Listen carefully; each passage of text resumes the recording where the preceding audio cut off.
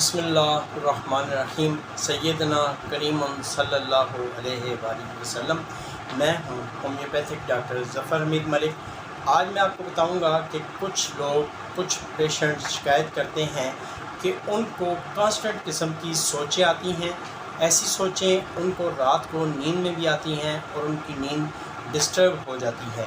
ऐसे मेरे पास अक्सर पेशेंट आते हैं कि वो कहते हैं कि हमारी इन सोचों पर कोई पाबंदी लगा दें, कोई ऐसी मेडिसिन दे दें कि हमें ये रात को नींद डिस्टर्ब ना हो।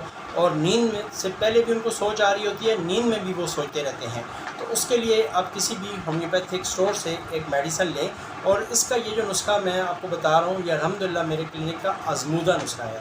किसी भी होम्योपैथिक स्टोर से आप एक मेडिसिन लें, कॉफ़िया, ये आपने लेनी है 200 की पोटेंसी में, और इसके 5 कतरे सुबह आधी प्याली पानी में डाल के ले लिया करें, 5 कतरे रात को सोते वक्त ले लिया करें।